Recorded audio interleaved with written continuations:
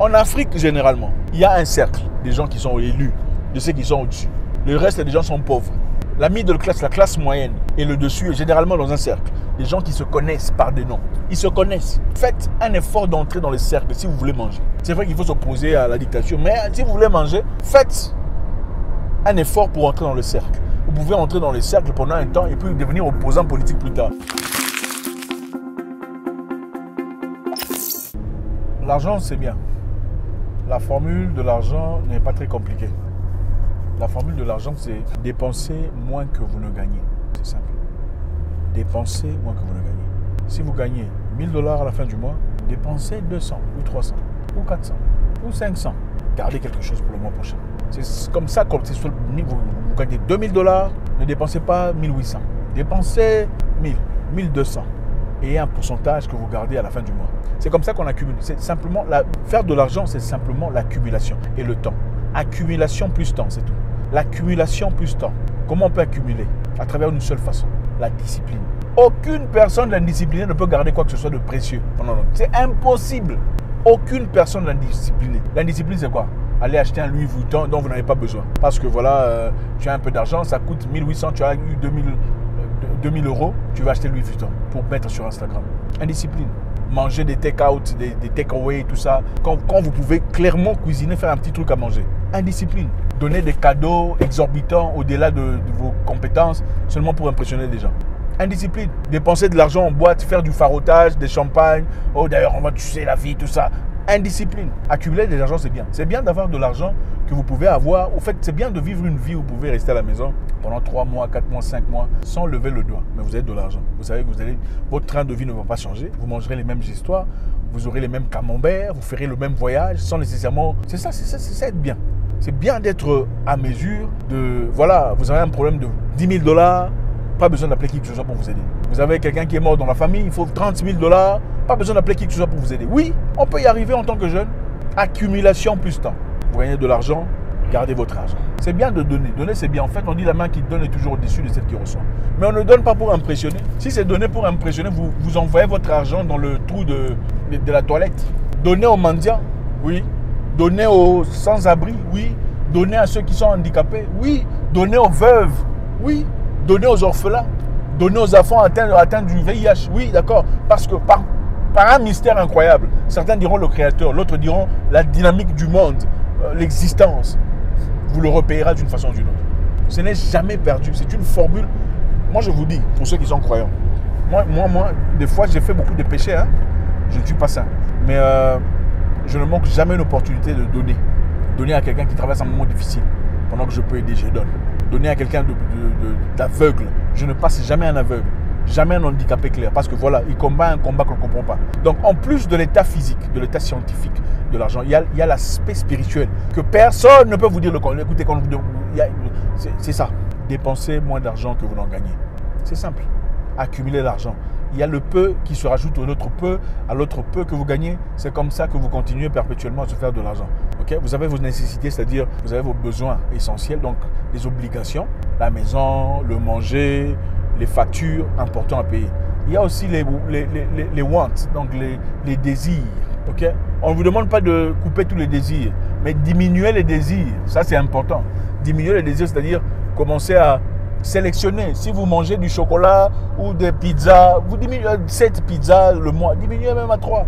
C'est petit à petit qu'on avance. Écoutez, qu'on ne vous mente pas. Ce n'est pas en devenant entrepreneur que vous commencez à faire de l'argent. C'est faux. Vous pouvez commencer une entreprise qui n'évolue jamais, qui reste sur place, stagnant, nulle part. Pourquoi? Parce que vous dépensez tout l'argent que vous gagnez au lieu de réinvestir l'argent. Vous gagnez de l'argent en entreprise, prenez l'argent, réinvestissez dans l'équipement, améliorez votre structure. Embaucher si c'est nécessaire une personne de compétente, un comptable, je ne sais pas, planeur, peu importe ce que c'est. Regardez là où c'est déficient, il y a des difficultés, des déficiences. Engagez une personne de professionnel, payez l'argent nécessaire. Okay? Vous êtes entrepreneur numéro 3, prenez soin du staff, c'est très important. Le staff, c'est le moteur. My staff first. Comme le disait quelqu'un que je respecte beaucoup, un mentor digne qui est décédé. Quelqu'un de très bien. Le staff comes first. Quand vous prenez soin des gens bien, ils sont heureux, ils sont contents, ils donnent le meilleur d'eux-mêmes. Vous n'aimez pas payer. C'est toujours discussion sur discussion pour payer les gens. Vous voulez qu'ils fassent le meilleur d'eux-mêmes, mais vous ne voulez pas payer. Il faut payer. Quand vous payez, ils font un très bon boulot. La qualité est excellente, elle est bonne. Ensuite, il faut savoir déléguer. À un moment donné, associer quelqu'un d'intelligent, de compétent, de plus intelligent que vous dans ce que vous faites. Associer des gens plus intelligents que vous dans ce que vous faites. Ou des gens qui ont quand même des compétences. C'est vrai que vous-même, il faut avoir des compétences, mais une personne qui a des compétences élevées, des capacités élevées, ou des choses que vous n'avez pas. C'est important. Vous avez ce que vous avez comme salaire aujourd'hui, c'est parce que vous faites ce que vous faites aujourd'hui. Je répète, vous avez ce que vous avez comme salaire aujourd'hui, comme revenu aujourd'hui, c'est parce que vous faites ce que vous faites chaque jour. Si vous voulez que ça change, vous voulez faire mieux, vous voulez avoir plus d'argent, plus de ressources, vous devez changer ce que vous faites. Vous devez rajouter quelque chose, si pas retrancher quelque chose quelque part. Donc c'est ça. Encore une fois, la formule est très simple. Dépensez moins d'argent que vous n'en gagnez. Ok? Dépensez moins d'argent que vous n'en gagnez. Vous commencez quelque chose de bien, ça commence à reproduire de l'argent. Vous n'êtes pas encore patron, ok? Vous n'êtes pas encore boss, non. Restructurez, lustrez, regardez là où ça titille, là où ça ne marche pas correctement. Essayez d'améliorer. Peut-être qu'il faut acheter des équipements, dépenser l'argent dans l'équipement, au lieu de dépenser l'argent dans le Gucci pour montrer que vous êtes entrepreneur. Dépenser l'argent dans une grosse voiture. Bon, c'est vrai, il y a des secteurs d'influence où il faut avoir une grosse voiture pour avoir de l'argent. Parce qu'on dit l'argent appelle l'argent, c'est vrai. Si vous voulez par exemple présenter un projet intéressant à une personne influente, il faut se présenter d'une certaine façon. Je pense qu'à un certain moment de ma vie, des gens proches à moi, on l'ont fait, mais on a été participants. Il fallait une grosse voiture pour gagner un gros contrat. Par exemple, c'était en Afrique du Sud, je m'en souviens. Un gros contrat avec des gens très respectés. Il fallait partir avec une grosse GLE. Ah oui, et GLE, vous allez partir, il faut une GLE. Lundi, vous avez meeting, mercredi. Donc, il fallait dépenser beaucoup d'argent. À peu près combien? C'était à hauteur de 1500 $ le mois pour cette voiture. À peu près 1700, 1800 $ le mois pour cette voiture. Un achat par crédit. Okay. Vous avez la voiture, ce n'est pas pour montrer aux gens, c'est pour acquérir des contrats de ce niveau-là. Vous allez voir une personne qui roule dans une Porsche. Bon, toi, tu pars dans ta Suzuki, la Fiat, tu lui dis que tu penses qu'il va t'écouter. Il ne va pas t'écouter. Vous voulez rencontrer une personne qui traverse ou voyage en business class, un ministre d'affaires étrangères, pour présenter un dossier intelligent. Vous êtes en incapacité de le rencontrer dans son bureau. Mais vous savez qu'il voyage le dimanche. Vous avez l'information.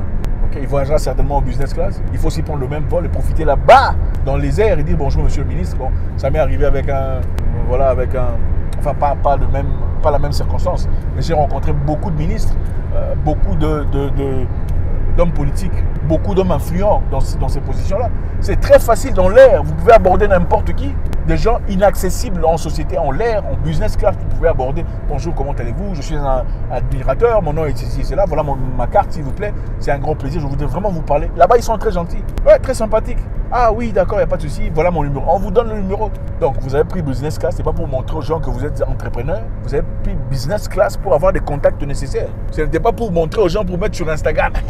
Nous sommes à Dubaï. Non, tu es parti parce que les gens de votre pays sont influents. Ils vont à Dubaï à travers un business class. Là-bas, vous les rencontrez. Que votre business class ne soit pas de l'argent dépensé pour rien. Que votre voyage en business class soit de l'argent que vous investissez.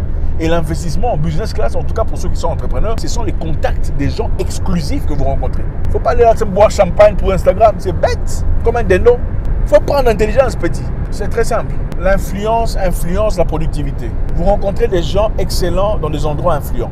Vous voulez faire un business avec quelqu'un, vous l'invitez quelque part, invitez-lui dans un endroit UP, propre, dépenser de l'argent pour gagner un contrat. C'est aussi simple que ça. L'autre fois, je vous ai parlé d'une histoire en vous disant que la meilleure façon de rencontrer des gens influents, c'est d'aller dans votre hôtel le plus cher de la ville. Allez vous y asseoir. Dites bonjour, gentiment, bonjour monsieur tel. Si vous connaissez, appelez-le par son nom, par son nom. Bonjour monsieur Boussavou, comment allez-vous? Un grand plaisir. Mon nom est Patrick, belle paire de chaussures. D'abord, vous l'avez appelé par son nom, vous vous êtes présenté, vous avez fait un compliment. Il va vous répondre, ah Patrick, vous êtes d'où? Ah non, vous faites, je suis... C'est comme ça que ça commence. Vous le faites une fois, vous le faites deux fois. Il vous connaît déjà par visage. Vous savez où ils sont. C'est comme ça qu'on dépense l'argent, pas pour montrer aux gens. Dépense, oh, moi je suis entrepreneur. On n'a pas besoin de savoir que tu es entrepreneur. D'accord? D'ailleurs, les vrais entrepreneurs n'ont pas le temps de vous exposer leur vie d'entrepreneuriat. Ils n'ont pas ce temps-là. Ils sont trop occupés à regarder là où l'argent manque, tout ça. Ça, c'est du théâtre que vous faites. Voilà pourquoi je ne vous parle même plus d'argent, parce que je vois, il y a beaucoup de théâtre ici. La vérité est très simple. Dépensez moins que vous ne gagnez. Dépensez moins que vous ne gagnez. Créez de nouvelles relations. En Afrique, généralement, il y a un cercle des gens qui sont élus, de ceux qui sont au-dessus. Le reste des gens sont pauvres. La middle class, la classe moyenne, et le dessus est généralement dans un cercle. Des gens qui se connaissent par des noms. Ils se connaissent. Faites un effort d'entrer dans les cercles si vous voulez manger. C'est vrai qu'il faut s'opposer à la dictature, mais si vous voulez manger, faites un effort pour entrer dans le cercle. Vous pouvez entrer dans le cercle pendant un temps et puis devenir opposant politique plus tard. Mais au moins, vous avez de quoi manger. Vous avez compris? Merci.